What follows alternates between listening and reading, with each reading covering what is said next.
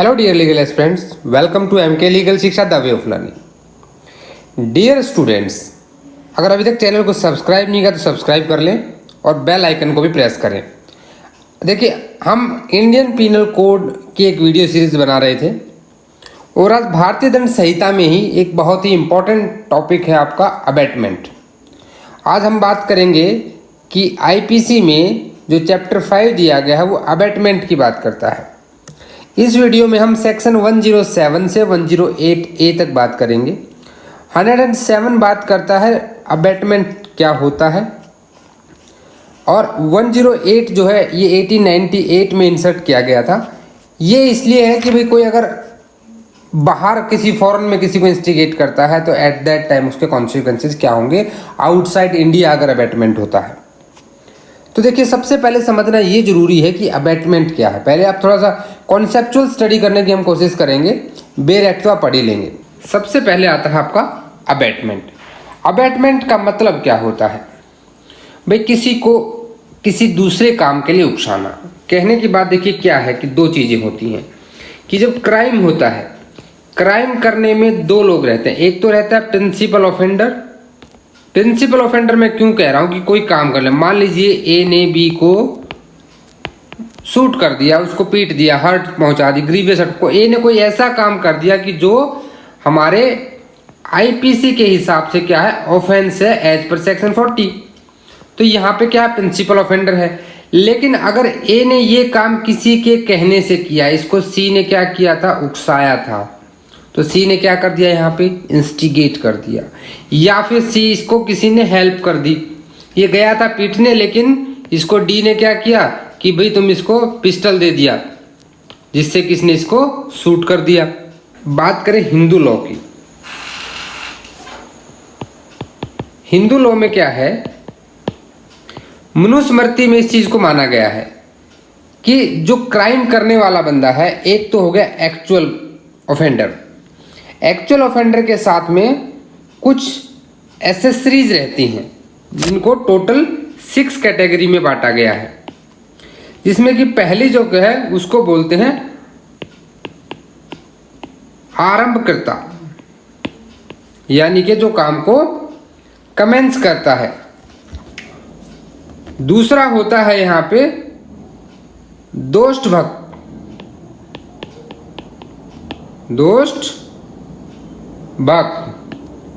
दोष्टभक्त का मतलब होता है कि जो पार्टिसिपेटर है, ये होता है आपका पार्टिसिपेटर।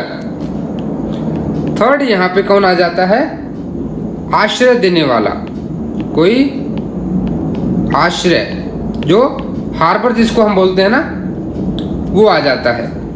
फिफ्थ आपका यहाँ पे, फोर्थ यहाँ पे आ जाता है आपका सहाय, यानी कि सहायक, जो सहायता करता है, मार्गनुदेश का, जो रास्ता दिखाता है।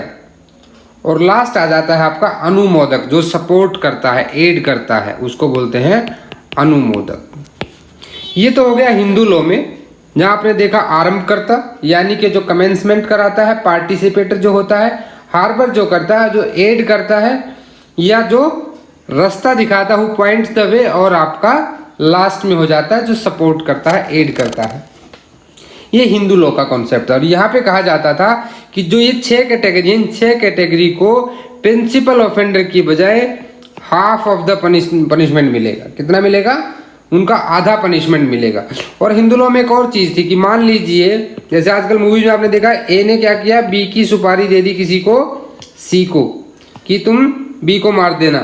तो यहाँ पे ए को क्या दंड मिलेगा? ए को जो हमारे हिंदू लॉ में जो दंड था वो 4 गुना है। अगर इसने मर्डर किया है तो मर्डर के लिए जो यहाँ पे पनिशमेंट सी को मिलनी थी, उससे 4 गुना दंड ए को मिलेगा। अगर ए ने सुपारी दे के, भाई किसी को पैसे दे करके, किसी को मतलब किराए के गुंडों से कुछ करवा देना, तो उस केस में इसको 4 गुना दंड मिलेगा।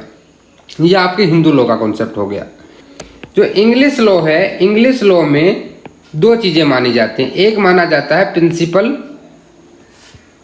इन फर्स्ट डिग्री और प्रिंसिपल इन सेकंड डिग्री।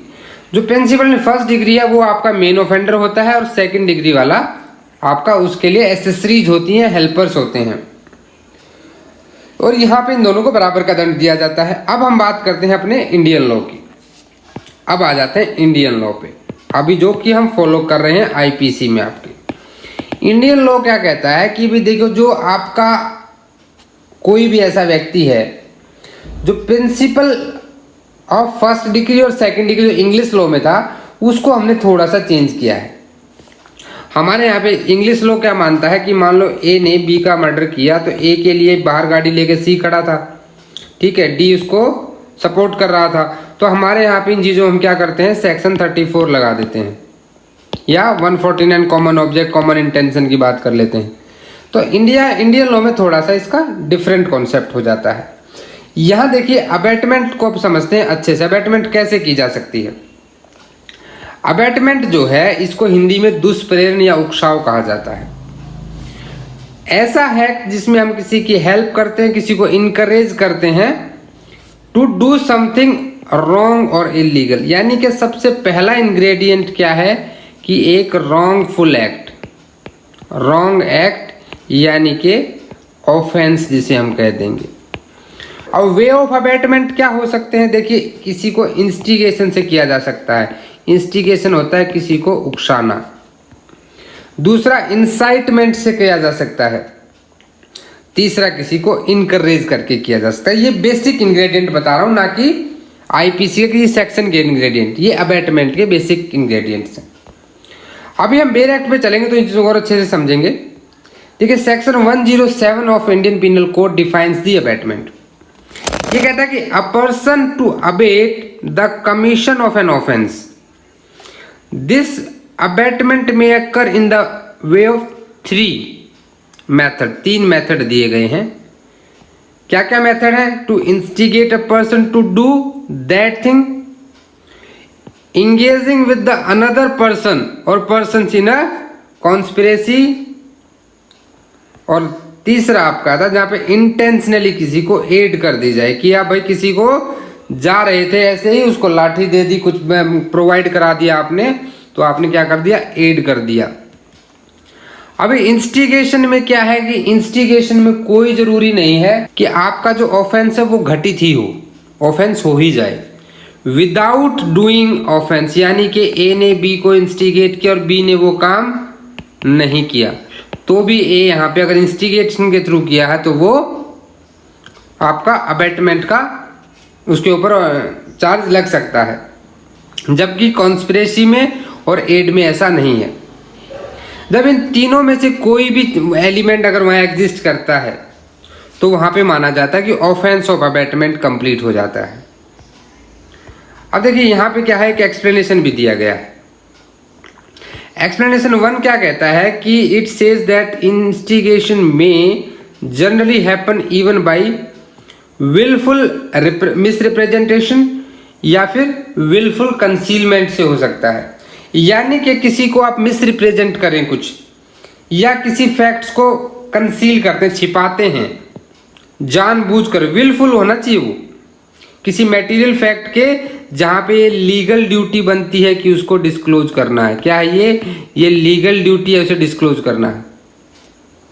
जैसे कोई हार्बर कर रहा है किसी को, तो वो भी क्या आ जाता है, यहाँ पे अबैटमेंट में आ जाता है। एक एग्जांपल देखिए, आपको वो चीज बहुत अच्छे से क्लियर हो जाएगी। कहता है कि ए जो है एक पब्लिक अफसर है, ये पुलिस वाला है ए। ये क्या करता है, ए भाई साहब आते हैं कि इनके पास एक वारंट है। क्या है? वारंट है टू अरेस्ट जेड को अरेस्ट करने आए हैं। जब ये जैसे आए तो इनको आगे मिल गया कौन, बी मिल गया। इन्होंने पूछा कि जेड कौन है, जेड बता दो यार। अब बी को पता है कि ये सी है।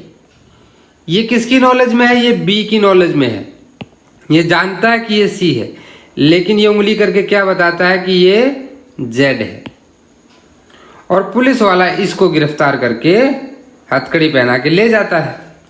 तो यहां पे देखिए, यहां बी ने क्या किया, बी ने ऑफेंस किया है।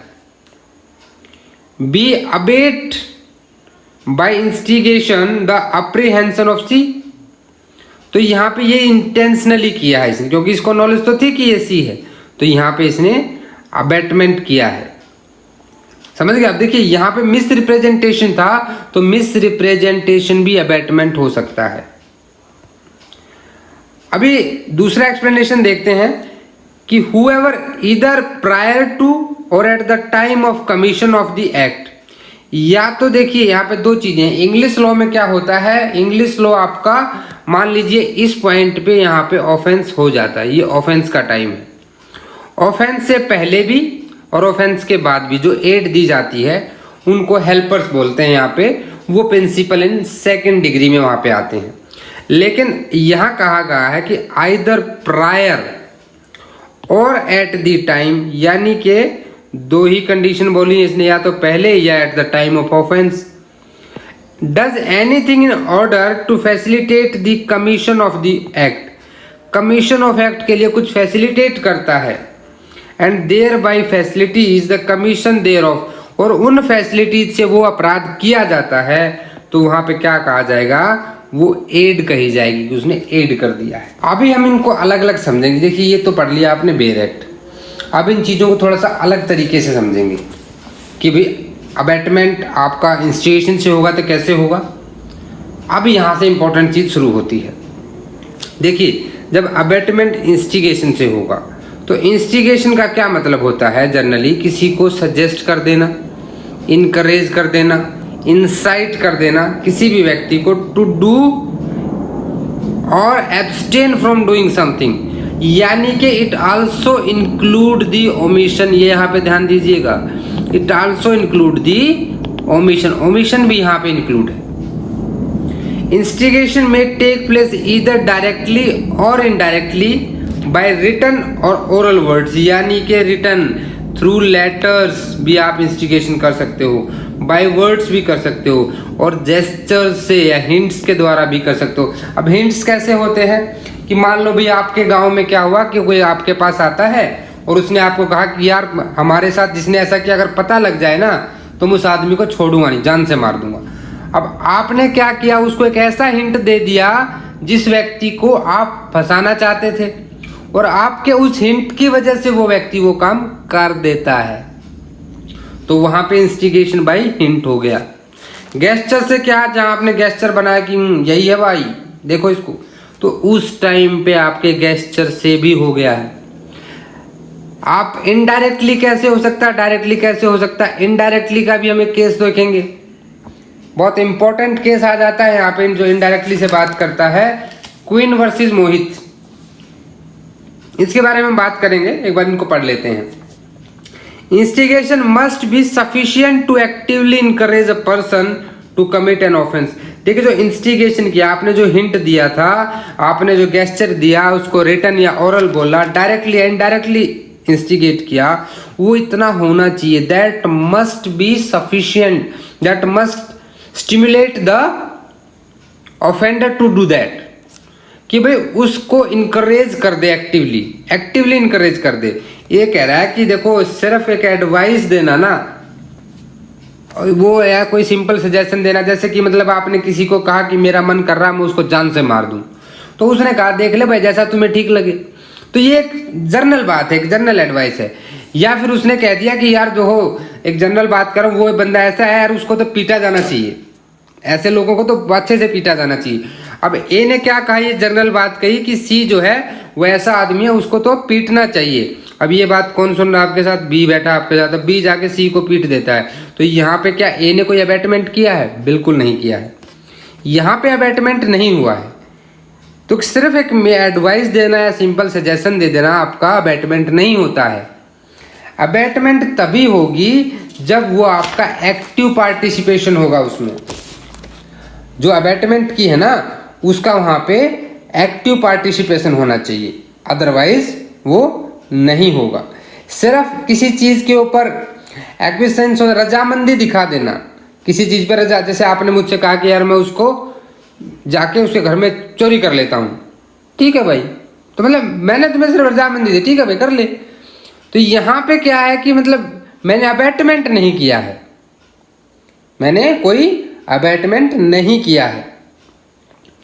The instigator need not even possess mens rea, जो इंस्टिगेट कर रहा है उसकी भले ही मेंस रिया ना हो, अब देखिए इंस्टिगेशन के बारे में जैसे मैंने आपको कहा डायरेक्टली इनडायरेक्टली की हमने बात की कि ये डायरेक्टली भी हो सकता है, इनडायरेक्टली भी हो सकता है।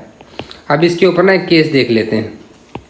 केस मैंने आपको बताया था क्वीन वर्सेस मोहित का, नोट कर लें इस केस को, क्वीन वर्सेस मोहित।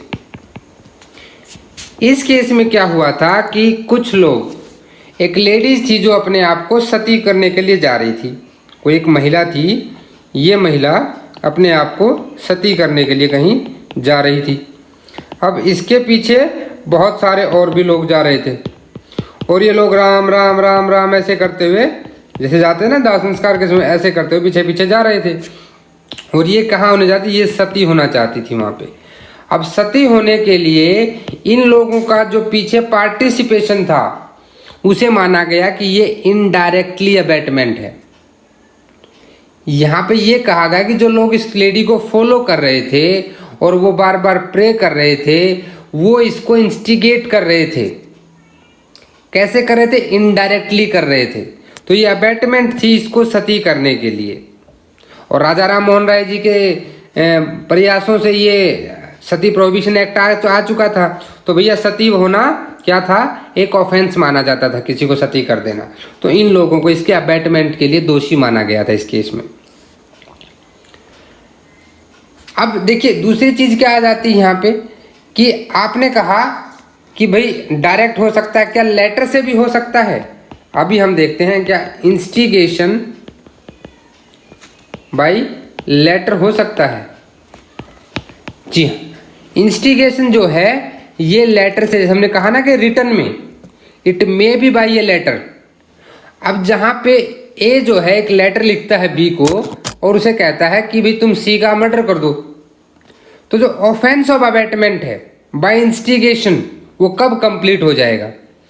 जैसे ए ने क्या किया, बी को एक लेटर लिखा, एक लेटर भेजा यहाँ से स्टाम्प लगा के, इसका एड्रेस डाल के भेज दिया इसके पास कि तुम क्या करो, सी का मर्डर कर देना है तुम्हें। अब इंस्टिगेशन तो कर दिया, अब यहाँ पे अबैटमेंट कब कंप्लीट हो जाएगा, as soon as the content of letter becomes known to be. जैसे ही उसके जो कंटेंट है वो बी की नॉलेज में आ जाएंगे, वैसे ही ये आपका अबैटमेंट यहाँ पे कंप्लीट हो जाएगा।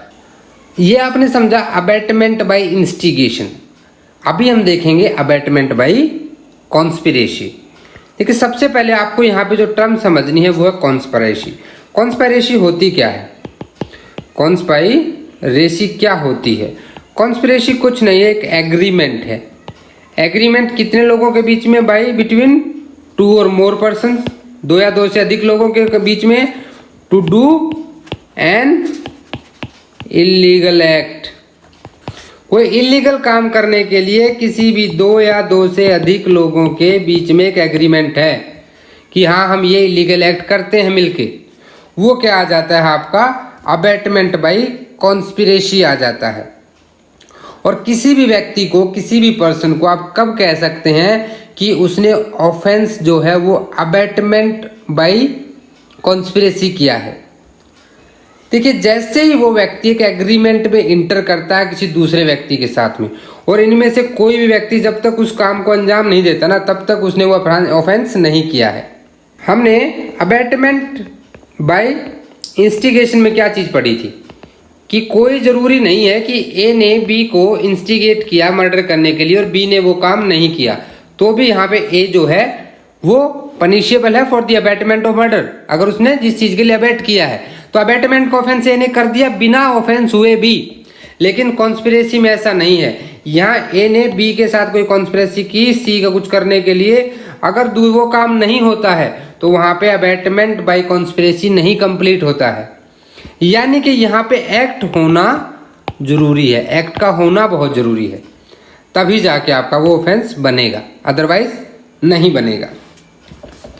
देखिए मान लीजिए हम इसमें एक छोटा सा एग्जांपल से समझते हैं कि ए जो है ये कौन है, एक सर्वेंट है, और ये एक एग्रीमेंट कर लेता है चोर लोगों के साथ में। किसके साथ में, ए जो है इस प्यारे से घर में सर्वेंट के तौर पे रहता है, ठीक है। और इसने क्या किया, ये सी डी ई ये तीन लोग जो थे चोर थे, ठीक है, इन चोरों के साथ मिलकर, थीव्स के साथ मिलकर ही इंटर्ड इनटू एन एग्रीमेंट।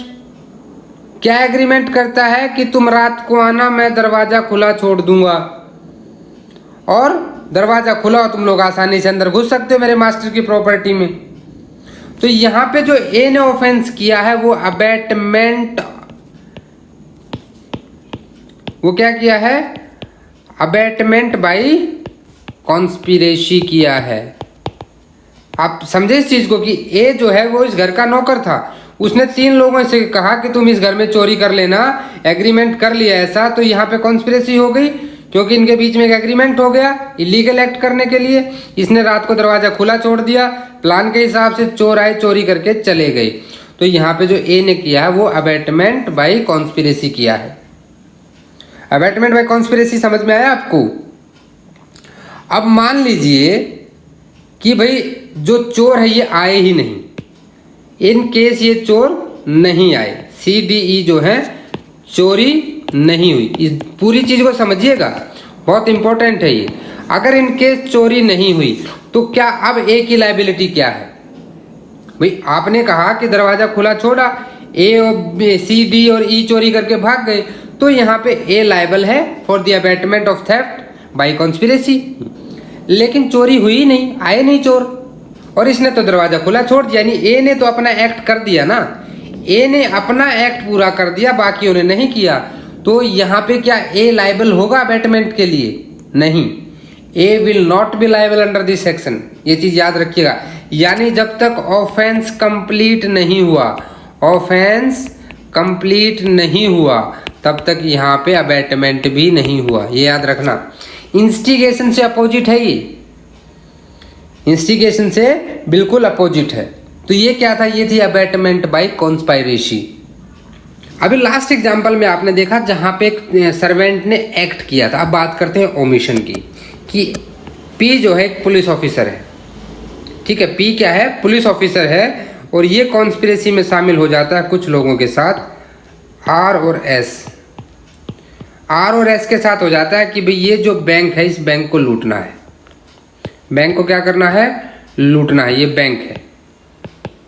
अब बैंक को लूटने, यहाँ क्या होता है? यहाँ पुलिस की गश्त लगती है, यानी कि पुलिस की ड्यूटी है यहाँ पे गश्त लगाना। पुलिस यहाँ पे क्या करती है? अपनी जीप के अंदर सायरन बजाती हुई घूमती है। अब लेकिन पुलिस वाला इनके साथ मिला हुआ है, पुलिस वाला क्या करता है? अपनी टीम को यहाँ नहीं जाने से रोक देता है, कोई बहाना बना के कुछ भी। तो यहाँ पे क्या है? यह ओमिशन कराया गया है। क्या हुआ है? ओमिशन हुआ है। वहां पे क्या था? वहां एक्ट था, यहाँ ओमिशन है।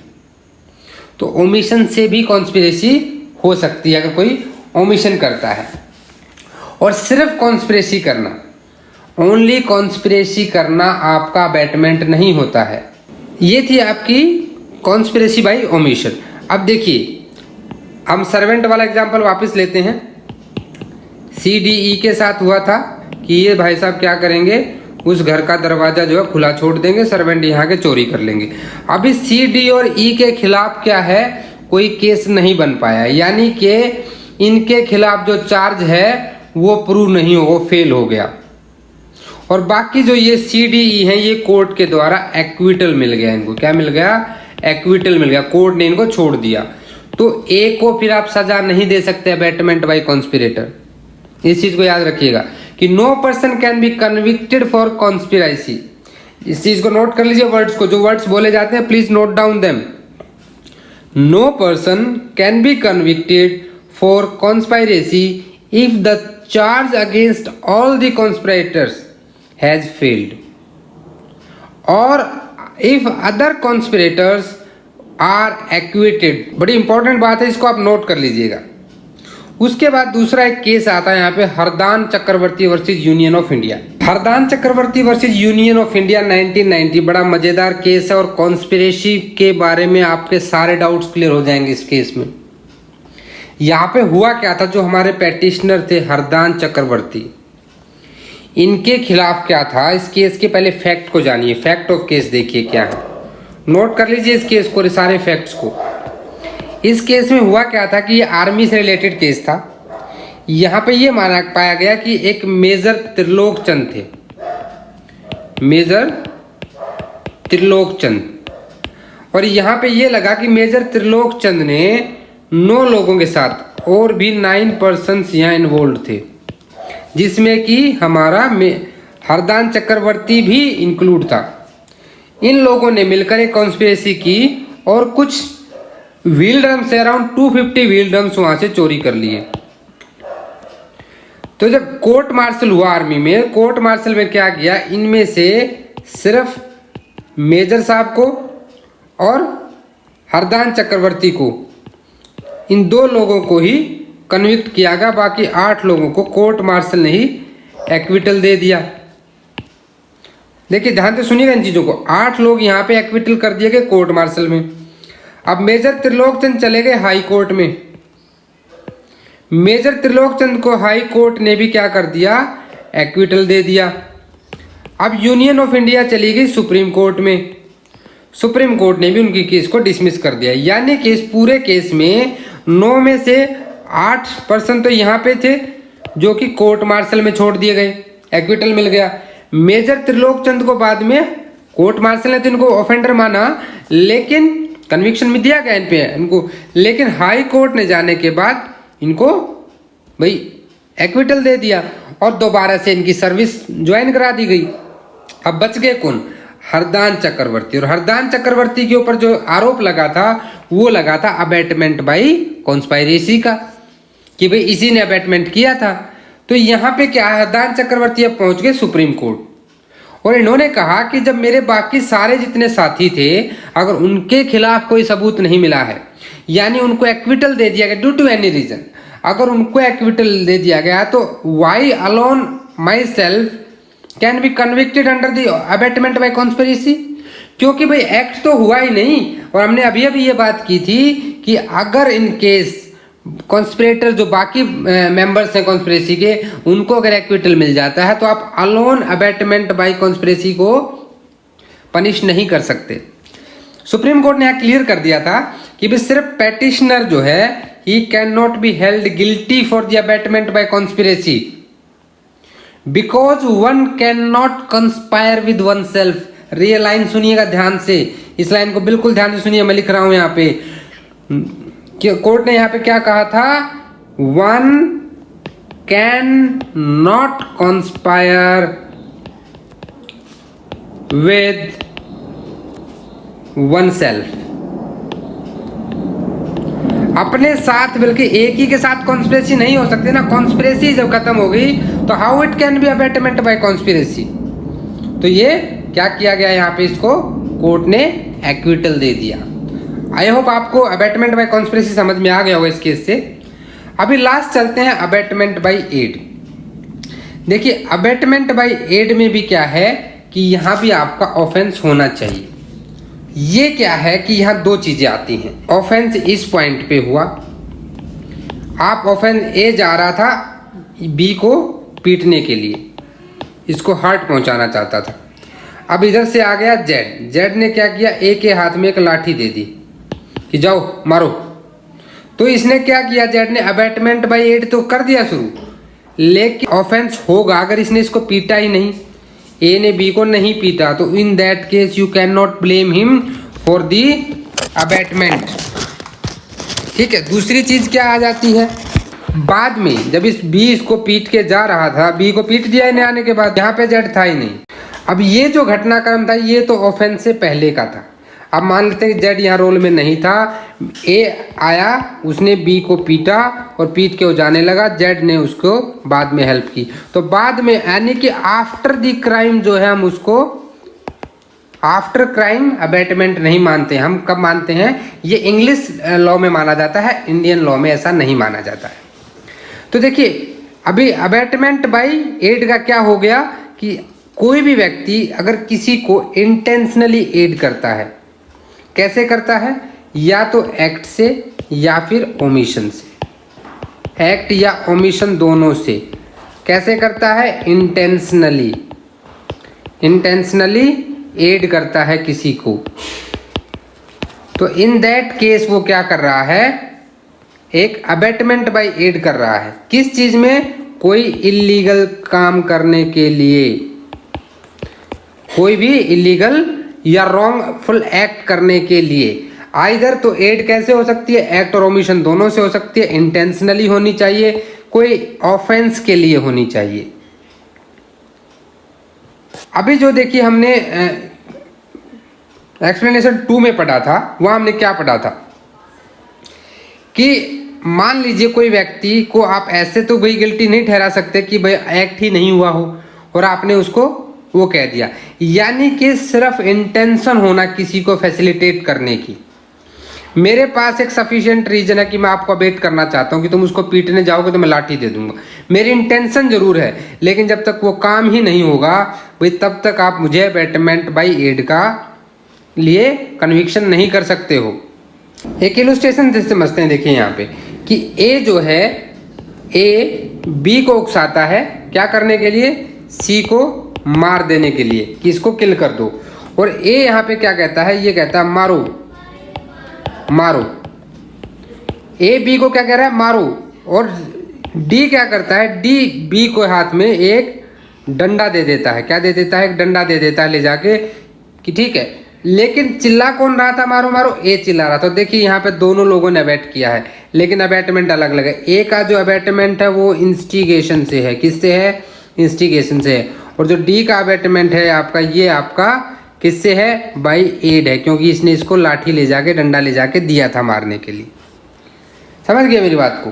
तो यहाँ पे क्या है कि किसका क्या एक्ट है, बस इसमें इतना याद रखना कि अबैटमेंट बाय इंस्टिगेशन में कोई जरूरी नहीं है कि आपका जो अबैटेड एक्ट है वो कंप्लीट हो, लेकिन कॉन्स्पिरेसी और आपका एड में जो है वो दोनों कंप्लीट होना चाहिए। अभी यहाँ पे केस हम डिस्कस कर लेते हैं, इंपॉर्टेंट केस है, emperor versus Fayaz Hussain. Emperor versus Fayaz Hussain. यहाँ पे क्या होता है, फयाज हुसैन साहब जो है ये एक जमींदार थे, ठीक है, और इनके पास जो पुलिस वाला एक आता है और वो इनका घर रेंट पे ले लेता है। तो यहाँ फयाज हुसैन को क्या थी, नॉलेज थी, किस बात की नॉलेज थी कि भाई ये पुलिस वाला किसी को यहाँ पे, ये इसको यहाँ पे क्या कर रहा था, टॉर्चर करता था इलीगली। जब अथॉरिटी को ये पता लगा तो यहाँ पे इस केस में फयाज हुसैन को अबैटमेंट बाय एड के लिए कन्विक्ट किया गया। अबैटमेंट बाय एड क्यों हुआ यहाँ पे, क्योंकि उसको इस बात का नॉलेज था कि वो करने वाला है। अगर कोई भी व्यक्ति ए अगर बी को अबैट कर रहा है विद एड, और ए को ये नॉलेज है कि बी वो क्राइम करने वाला है, तो इन दैट केस ये ए की जो नॉलेज थी ना यहाँ पे, ये नॉलेज आपकी अबैटमेंट बाय एड में उसके लिए अबैटमेंट बाय एड का ऑफेंस बना देती है। तो यहाँ तक आपने समझा अबैटमेंट क्या होता है, abatement by instigation, abatement by आपका conspiracy and abatement by aid. I hope आपको ये अबैटमेंट अच्छे से क्लियर हो गया होगा। अब अबैट करने वाला कौन है जो किसी को भड़काता है, कौन है जो किसी को ऑफेंस करने के लिए उकसा रहा है, ये दुष्प्रेरण की भावना कौन प्रवाहित करता है, ऐसे व्यक्ति को अबेटर कहा जाता है, और अबेटर डिफाइंड है सेक्शन 108 में। देखिए, a person abets an offence who abets either the commission of the offence और commission of an act which would be an offence. हो सकता है अबेटमेंट ऐसी चीज के लिए करे जो ऑफेंस ना हो, लेकिन उसके कॉन्सिक्वेंसेस जो है वो किस में कन्वर्ट हो जाए, वहां पे ऑफेंस में कन्वर्ट हो जाए। If committed by a person capable by law of committing an offence with the same intention knowledge as that of the abettor, और वो व्यक्ति भी जो अबेटर की इंटेंशन थी, अबेटर की जो नॉलेज थी, उसी से वो क्या कर देता है, ऑफेंस कर देता है सामने वाला व्यक्ति। तो जो उकसाने वाला व्यक्ति है उसको हम कहेंगे अबेटर, वो अबेटर कहलाएगा। नाउ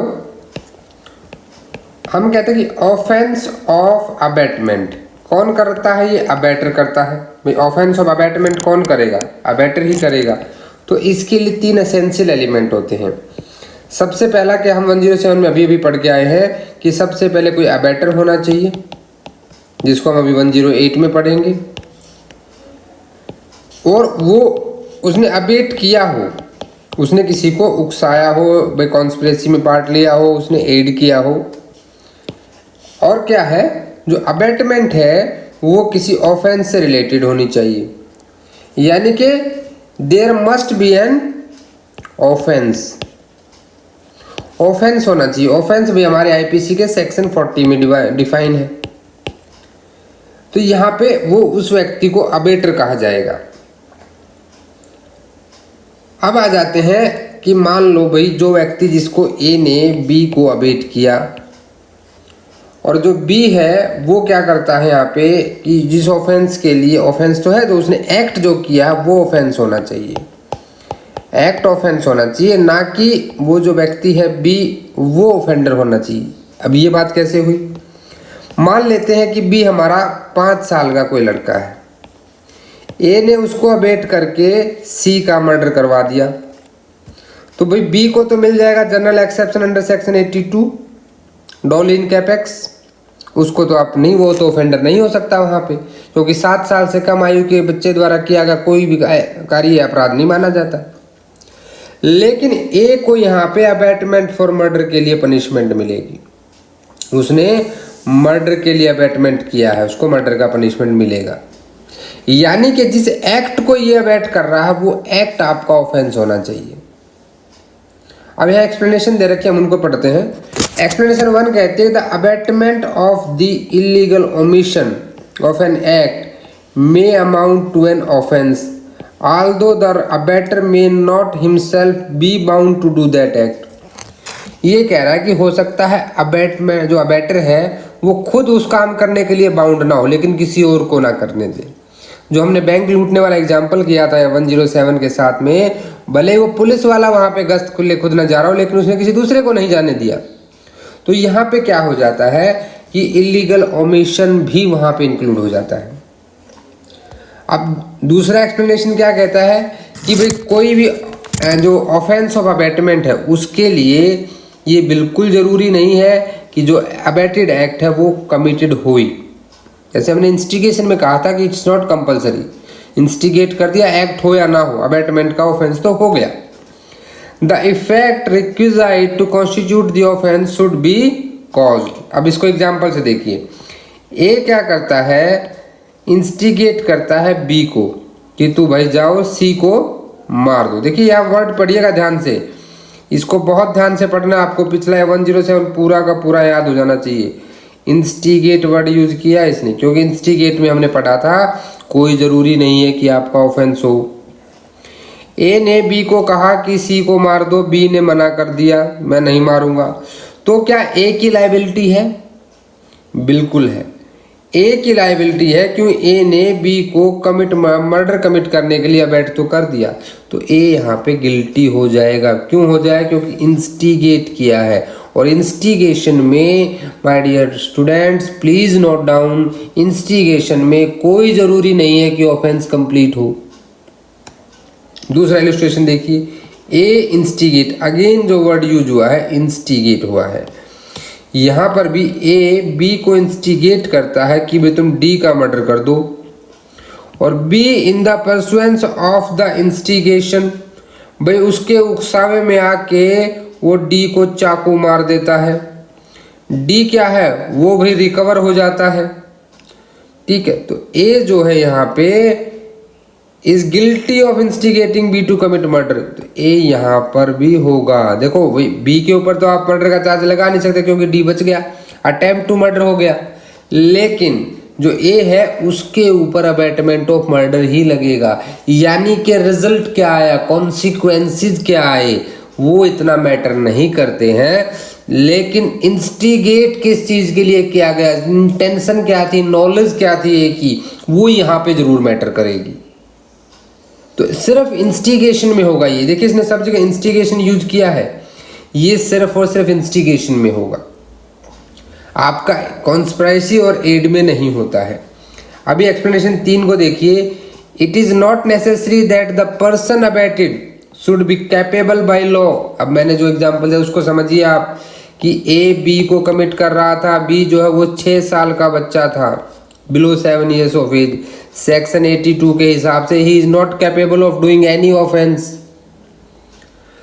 तो क्या वहां पे ए की लायबिलिटी हट जाएगी? ये एक्सप्लेनेशन 3 में कह दिया कि जी बिल्कुल नहीं हटेगी। अगर उसके पास सेम गिल्टी इंटेंशन और नॉलेज है एज दैट ऑफ अबेटर, और ये कर देता है तो वो गिल्टी और इंटेंशन और नॉलेज। तो यहाँ भी क्या होगा कि ए की लाइबिलिटी उतनी ही होगी। इसको एग्जांपल से बिल्कुल क्लियर हो जाएगा आपको कि ए क्या करता है विद गिल्टी इंटेंशन। देखिए यहाँ पे लिख दिया नहीं, गिल्टी इंटेंशन के साथ अबेट करता है एक चाइल्ड को या किसी लुनाटिक को, पागल आदमी को करता है कोई ऐसा एक्ट कमिट करने के लिए जो ऑफेंस होगा, और वो बंदा वो कर देता है। भाई वो लड़का बच्चा है या फिर वो पागल आदमी, उसके बहकावे में आके वो काम कर देता है। तो person capable by law of committing an offence and having the same intention as A, लेकिन जब वो काम किया तो उसकी इंटेंशन क्या थी, ए की इंटेंशन थी, उसकी इंटेंशन ए वाली ही थी। तो यहाँ पे ए ने whether the act be committed और नॉट, चाहे ए ने वो एक्ट किया हो या ना किया हो, भाई ए के ऊपर तो वो गिल्टी ऑफ अबेटमेंट ऑफेंस लग गया, यानी कि उसने तो अबेटमेंट किया है यहाँ पे, भले ही किसी ने वो सामने वाले ने भाई वो किया या नहीं किया। अभी देखिए फर्दर इलस्ट्रेशन देख लेते हैं। यहाँ पे ए क्या कहता है कि with the intention of murdering, A चाहता है कि वो जेड को मार दे, उसकी इंटेंशन क्या है, वो जेड को मारना चाहता है, ये उसकी इंटेंशन है। तो इस काम के लिए वो क्या करता है, वो इंस्टिगेट करता है बी को। बी कौन है, एक चाइल्ड है अंडर 7 years ऑफ एज। देखिए सेक्शन 82 जो बात करता है डोली इन कैपेक्स, आपको ध्यान होगा कि 7 वर्ष से कम आयु के बच्चे के द्वारा किया गया अपराध कभी अपराध नहीं माना जाता है। तो सेक्शन 82 यहाँ पे कहता है कि भाई there is no offence done by a child below 7 years of age because he is not capable of doing that offence. ये कानून यहाँ पे जनरल एक्सेप्शन में इसको ऐसा मानता है। तो ये इसको एक ऐसा एक्ट करने को कहता है जिससे जेड की डेथ हो सकती है। अब बी क्या करता है, in the consequences of the abetment, ये बी को जो अबेट किया इसने उसके कॉन्सिक्वेंसेज में वो एक्ट कर देता है, ठीक है, क्योंकि ए ने उसको उकसाया था उस तरह से, बट कैसे भी कर सकता है, और वो जेड की डेथ कॉज कर देता है। यहाँ पे बी जो है वो आप उसको सजा नहीं दे सकते because he is not capable of doing any offence. लेकिन क्या इसका मतलब ए यहाँ छूट जाएगा, जी नहीं, ए यहाँ पे लायबल होगा to punished in the same manner as if B had been capable. तो ए अगर किसी अडल्ट मेंबर को, किसी कैपेबल पर्सन को इंस्टिगेट करता तब जो ए की लायबिलिटी आती। बी ने क्या किया, जेड का मर्डर कर दिया। अब मर्डर के लिए कौन है, बी के ऊपर मर्डर का चार्ज लगना चाहिए, लेकिन ये 7 साल से कम आयु का, तो इसको 82 के हिसाब से आईपीसी में जनरल एक्सेप्शन मिल जाएगा। लेकिन अगर इसको एक्सेप्शन नहीं मिला होता, ये 7 years से ऊपर होता, अडल्ट मेंबर होता, तो ए के ऊपर क्या लगता, अबेटमेंट ऑफ मर्डर, अभी भी वही लगेगा, यानी अभी भी अबेटमेंट ऑफ मर्डर लगेगा उसके ऊपर। समझ गए आप। अभी एग्जाम्पल सी देखिए क्या कहता है। ये इलस्ट्रेशन मैं इसलिए करा रहा हूँ कि एग्जाम में बहुत बार डायरेक्टली इलस्ट्रेशन पूछ लिए जाते हैं। कोई भी illustration my dear friends Indian penal code का आपको बिना पढ़े नहीं छोड़ना है। Every illustration is important. अभी सी कहता है कि यहाँ पे क्या होता है कि ए जो है ये इंस्टिगेट करता है बी को। क्या करते कि यहाँ क्या दिया इसने दिया है इंस्टिगेट। क्या करता है, ए बी को इंस्टिगेट करता है कि तुम बी भाई जो है घर में किसी का ड्वेलिंग हाउस, निवास स्थान किसी के घर में आग लगा दो। अब बी क्या करता है भाई, उसके अबेटमेंट में वो अनसाउंडनेस ऑफ माइंड, यानी कि वो क्या था, वो पागल था, लुनेटिक था, और वो is incapable of knowing the nature of act. आपको याद आ गया इंसेनिटी, सेक्शन 84। सेक्शन 84 में जहाँ पे 84 ऑफ आईपीसी, यहाँ मैकनेक्टन्स रूल्स आपको याद होंगे, हम लोगों ने बात किए थे। मैकनेक्टन्स रूल फॉलो होते हैं इंसेनिटी के लिए। तो यहाँ बंदा इंसेन है और भाई वो उसे नहीं पता कि जो वो कर रहा है वो गलत है, अगेंस्ट द लॉ है। वो क्या करता है, वो उसके घर में आग लगा देता है। In the consequence of as instigation, तो ए ने उसे इंस्टिगेट किया था। तो बी ने तो देखो यहाँ कोई ऑफेंस नहीं किया, सेक्शन 84 में उसको क्या मिल जाएगा, इंसेनिटी का जनरल एक्सेप्शन मिल जाएगा।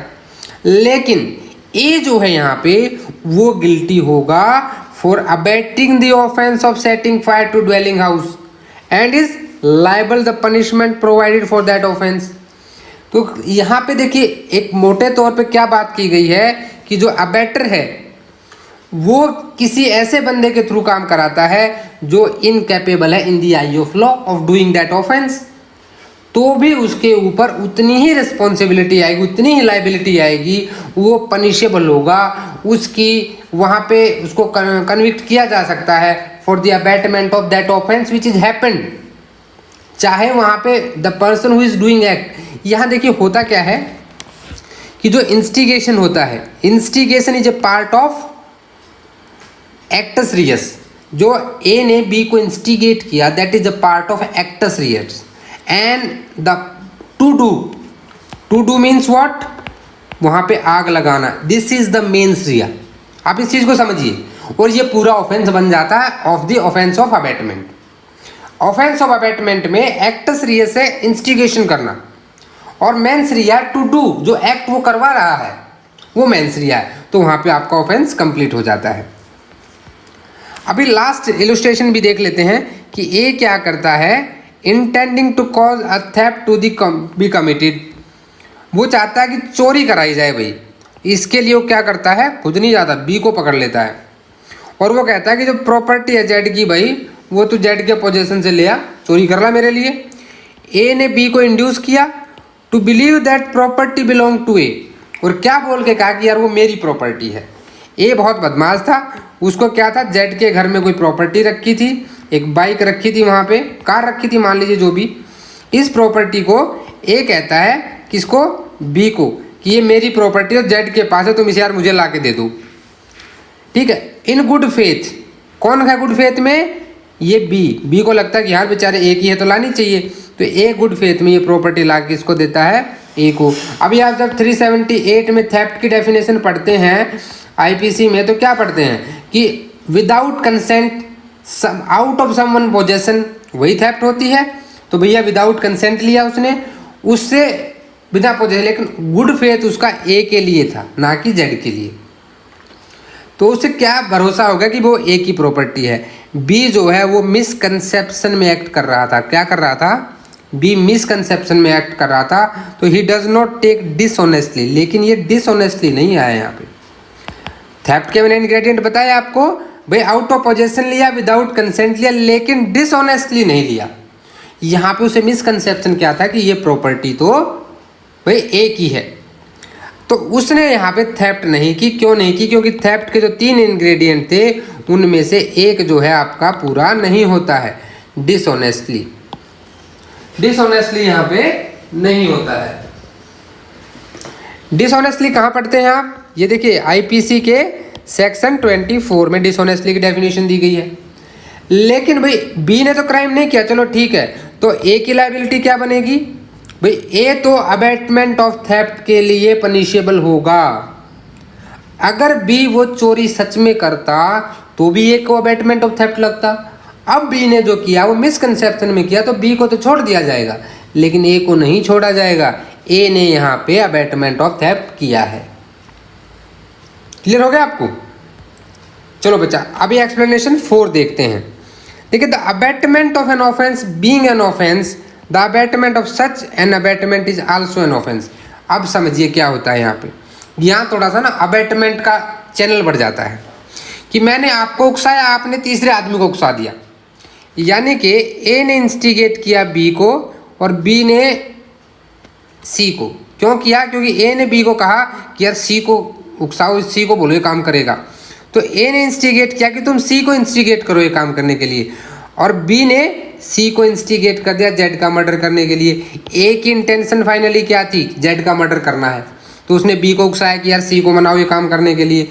बी ने सी को उकसा दिया और जेड का मर्डर करा दिया। अब बी ने क्या किया, अकॉर्डिंगली सी को उकसाया और जेड का मर्डर करवा दिया, किसके द्वारा, सी के द्वारा। तो सी ने क्या किया है, इन दी ऑफेंस द कॉन्सिक्वेंसेज ऑफ बीज इंस्टिगेशन। भाई जो सी है वो तो ए को जानता ही नहीं, भाई 3 बंदे थे ना, ए था, बी था, सी था, और लास्ट में जेड का मर्डर होना था। अभी जो ए है इसका सी के एक दूसरे को मिले ही नहीं, कभी जानता ही नहीं, तो ए ने किसको इंस्टिगेट किया, ए ने तो बी को इंस्टिगेट किया। फर्दर यहाँ पे आपके बी ने सी को इंस्टिगेट किया, तो सी ने जो एक्ट किया वो किसके इंस्टिगेशन में किया, वो उसने किया बी के इंस्टिगेशन में, क्योंकि वो ए को तो जानता ही नहीं है। तो बी जो है वो लाइबल होगा punished for the his offence with the punishment for murder. अब ए ने भी तो इंस्टिगेट किया था बी को ऑफेंस करने के लिए, तो ए भी वहाँ पे सेम लाइबिलिटी आएगी, यानी कि सी के ऊपर मर्डर का चार्ज लगेगा, बी के ऊपर अबैटमेंट ऑफ मर्डर लगेगा, तो ए के ऊपर भी अबैटमेंट ऑफ मर्डर लगेगा, यानी कि instigation for instigation is also a offence. तो एक्सप्लेनेशन 4 आपको क्लियर हो गया होगा। एक्सप्लेनेशन 5 देखते हैं यहाँ पे क्या है। सारी एक्सप्लेनेशन इंपॉर्टेंट है डियर फ्रेंड्स। यहाँ पे ये कहता है, क्योंकि ये आपको बताती है, क्योंकि जो प्रैक्टिकल बेस्ड क्वेश्चंस आते हैं ना कभी कभी एग्जाम में, वो आप अगर ये एक्सप्लेनेशन समझ लिए तो आपके लिए बहुत ईजी हो जाएगा। It is not necessary to commission of the offence of abatement by conspiracy that the abettor should concert the offence with the person who commits it. It is sufficient if he engage in the conspiracy and pursuance of which the offense is committed। ये कह रहा है कि एक ए व्यक्ति है जो किसी कॉन्स्पायरेसी में इन्वॉल्व हो जाता है, लेकिन जो एक्ट किया गया वो ऐसे लोगों के द्वारा किया गया, सी डी ने किया, भाई ए इनको नहीं जानता, ये कोई बात मैटर नहीं करती है बात। अगर ए कॉन्स्पिरेसी का हिस्सा है और कॉन्स्पिरेसी की वजह से वो एक्ट हुआ है और वो एक्ट एक ऑफेंस है, तो वहाँ पे ए के ऊपर अबैटमेंट ऑफ बाई कॉन्स्पिरेसी लगेगा। देखिए इलुस्ट्रेशन बिल्कुल सही कह देता है यहाँ पे कि A concert with B a plan for poisoning Z. A ने मिलकर प्लान बनाया बी के साथ कि भाई जेड को जहर दे देते हैं। बी बोला कि ठीक है भाई। अब हुआ कि ए जो है वो जहर देगा, ठीक है, तो बी ने फिर क्या किया, बी ने अपना सारा प्लान सी को बताया। अभी तक ए और सी नहीं मिले हैं, पिछले वाले एग्जाम्पल की तरह ए और सी एक दूसरे को नहीं जानते हैं। और सी ने क्या कहा, mentioning that a third person is administer the poison. भाई तीसरा कोई आदमी है, बताया नहीं कि ये है, कोई तीसरा बंदा है, थर्ड पर्सन है जो पॉइजन देगा, और वो जहर प्रोक्योर कर लेता है। कौन, सी प्रोक्योर करता है जहर को, पॉइजन को, और बी को दे देता है। अब यहाँ पे क्या है कि बी वो जहर किसको ले जाके देता है, ए को ले जाके दे देता है, और प्लान के मुताबिक ए जो है वो पॉइजन दे देता है जेड को, और जेड की हो जाती है डेथ। यहाँ पे ए और सी क्या है, उन्होंने तो आपस में कॉन्स्पिरेसी नहीं की थी। कॉन्स्पिरेसी किसने की थी, ए और बी ने। कॉन्स्पिरेसी क्या, it is an agreement between 2 और more person for doing any illegal act और रॉन्गफुल एक्ट। तो भाई ए और बी ने कॉन्स्पिरेसी की, फिर बी ने फर्दर सी के साथ सारा प्लान शेयर किया।